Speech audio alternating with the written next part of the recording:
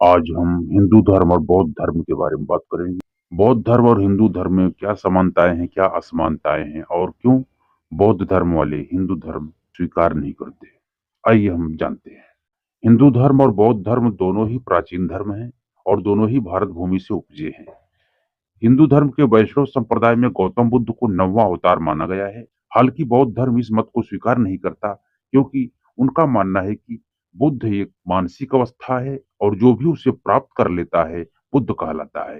गौतम बुद्ध खुद कहते थे कि मैं कोई भगवान नहीं हूँ और न ही कोई मोक्षदाता, वे केवल मार्गदर्शक थे। बौद्ध धर्म भारतीय विचारधारा के सर्वाधिक विकसित रूपों में से एक है और हिंदू मत सनातन धर्म से साम्य रखता है। हिंदू मत के 10 लक्षणों यथा दया, क्षमा, अपरिग्रह आदि बौद्ध मत से मिलते जुलते हैं। यदि हिंदू मत में मूर्ति पूजा का प्रचलन है, तो बौद्ध मंदिर भी मूर्तियों से भरे पड़े हैं।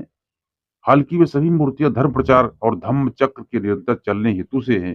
प्रसिद्ध अंग्रेज यात्री डॉक्टर डीएल स्नेल गो ने अपनी पुस्तक द बुद्धिस्ट हिमालय में लिखा है, मैं सतलुज घाटी लाद कर भारत आया था। उन दिनों कश्मीर से सतलुज तक का मार्ग एक ही था। नमस्कार दोस्तों, हमारे मोटिवेशनल आर्टिकल क्लास चैनल में आप सभी का बहुत बहुत स्वागत है। दोस्तों, आप लोग जो चैनल में नए हैं, चैनल को सब्सक्राइब करके बेल आइकन को जरूर प्रेस करें और कमेंट में जय श्री कृष्ण लिखना ना भूलें, क्योंकि दोस्तों हमारे चैनल पे आप लोगों को हमेशा कुछ न कुछ ज्ञान की बातें हमेशा मिलती रहेंगी और अपने साथ पुराणों के बारे में। तो देर न करते हुए हम ज्ञान को आगे बढ़ाते हैं। तो आप लोग अंत तक बने रहें ताकि आपका ज्ञान अधूरा न रह पाए। यही वह समय था जब कश्मीर भारतीय तंत्र का केंद्र रहा है। अतः बौद्ध मतावलंबियों के द्वारा भारतीय तंत्र को अपनाया जाना कोई आश्चर्यजनक बात नहीं। ओल्डनबर्ग का मानना है कि बुद्ध से ठीक पहले दार्शनिक चिंतन निरंकुश सा हो गया था। सिद्धांतों पर होने वाला वाद विवाद अराजकता की ओर लिए जा रहा था। बुद्ध के उपदेशों में ठोस तथ्यों की ओर लौटने का निरंतर प्रयास रहा है। उन्होंने वेदों, जानवर बलि और ईश्वर को नकार दिया। भूरिदत्त जातक कथा में ईश्वर, वेदों और जानवर बलि को अस्वीकारता मिलता है। अब हम दोस्तों समानताएं के बारे में देखते हैं।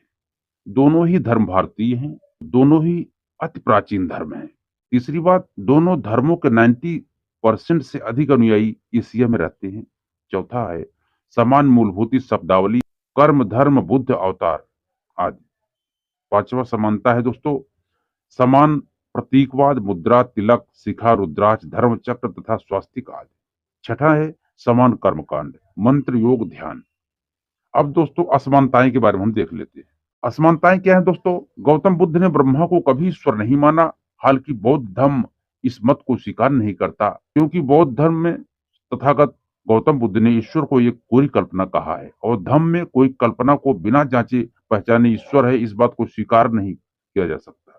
बुद्ध एक उच्च कक्षा की मानसिक अवस्था है और उसे प्राप्त कर लेना है, वह बुद्ध कहलाता है। गौतम बुद्ध खुद कहते थे कि मैं कोई ईश्वर नहीं हूँ। ब्रह्मा की आलोचना खट्टुका निकाय की खुरिदत जातक कथा में कुछ इस तरह मिलती है, यदि वह ब्रह्मा सब लोगों का ईश्वर है और सब प्राणियों का स्वामी है, तो उसने लोक में यह माया, झूठ, दोष और मद क्यों पैदा किया है? यदि वह ब्रह्मा सब लोगों का ईश्वर है और सब प्राणियों का स्वामी है, हे अरिष्ट, वह स्वयं अधार्मिक है, क्योंकि उसने धर्म के रहते अधर्म उत्पन्न किया। और महाबोधि जातक में बुद्ध कुछ इस तरह कहते हैं, यदि ईश्वर ही सारे लोग की जीविका की व्यवस्था करता है, यदि उसी की इच्छा के अनुसार मनुष्य को ऐश्वर्य मिलता है, उस पर विपत्ति आती है, वह भला बुरा करता है, यदि आदमी केवल ईश्वर की आज्ञा मानने वाला है, तो ईश्वर ही दोषी ठहरता है। अब दोस्तों, अब आत्मा के बारे में क्या कहते हैं बुद्ध, इसके बारे में जानते हैं। बुद्ध ने आत्मा को भी नकार दिया है और कहा है कि एक जीव 5 स्कंदों से मिलकर बना है अथवा आत्मा नाम की कोई चीज नहीं है।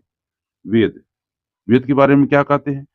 बुद्ध ने वेदों को भी साफ तौर से नकार दिया है। इसका उल्लेख हमें दिविजत सुत्त और भूरिदत्त जातक कथा में मिलती है। बुद्धि अरिष्ट को संबोधित करते हुए कहते हैं, हे अरिष्ट, वेदाध्ययन धैर्यवान पुरुषों का दुर्भाग्य है और मूर्खों का सौभाग्य है। यह वेद त्रय मृग मरीचिका के समान है। सत्यासत्य का विवेक न करने से मूर्ख इन्हें सत्य मान लेते हैं। ये मायावी वेद प्रज्ञावान को धोखा नहीं दे सकते। मित्रद्रोही और जीवनाशक भ्रूण हत्यारे को वेद नहीं बचा सकते। द्वेषी अनार्य कर्मी आदमी को अग्नि परिचर्या भी नहीं बचा सकती। वर्ण व्यवस्था के बारे में क्या बोलते हैं? हिंदू धर्म जहाँ चार चार वर्णों में भेद बताता है, तो वहीं बुद्ध ने सभी वर्णों ब्राह्मण, क्षत्रिय, वैश्य, शूद्र को समान माना। अस्सलायन सुत्त इस बात की पुष्टि करता है कि सभी वर्ण समान है। बुद्ध का वर्ण व्यवस्था के खिलाफ एक प्रसिद्ध वचन हमें वसल सुत्त में कुछ इस प्रकार मिलता है, कोई जन्म से नीच नहीं होता और न ही कोई जन्म से ब्राह्मण होता है। कर्म से ही कोई नीच होता है और कर्म से ही कोई ब्राह्मण होता है। ये हमने आपको समानता और असमानता दोनों के बारे में आपको हमने बताया। कुछ लोग पूछ रहे हैं दोस्तों, क्या भगवान गौतम बुद्ध हिंदू थे? तो दोस्तों शाक्त वंश के राजा शुद्धोधन बुद्ध के पिता और माया देवी उनकी माता हैं। राजा शुद्धोधन हिंदू धर्म के क्षत्रिय वर्ण से संबंध रखते थे।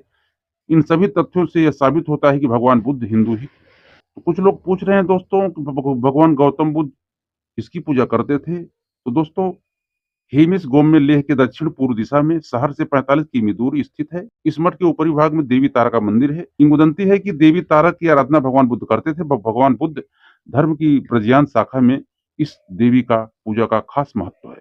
कुछ लोग पूछ रहे हैं दोस्तों कि सबसे पहले कौन आया, राम या बुद्ध? तो दोस्तों जाहिर सी बात है, वेदों के अनुसार 4 युग हैं दोस्तों, जिसमें सतयुग, त्रेता, द्वापर और कलयुग। तो ये भगवान बुद्ध कलयुग में आए थे और भगवान राम जो है त्रेता युग में आए थे। तो जाहिर सी बात है राम पहले आए थे। तो दोस्तों हमने आपको भगवान बुद्ध और हिंदू धर्म की दोनों के बारे में, समानता और असमानता दोनों के बारे में आपको बताने का प्रयास किया। मुझे आशा है आपको वीडियो अच्छा लगा होगा। वैसे आपकी क्या राय है इसके बारे में, आप कमेंट बॉक्स में जरूर बताएं। दोस्तों मिलते हैं फिर अगली वीडियो में, तब तक आप लोग खुश रहें, मस्त रहें, आनंद में रहें। जय श्री कृष्ण मित्रों।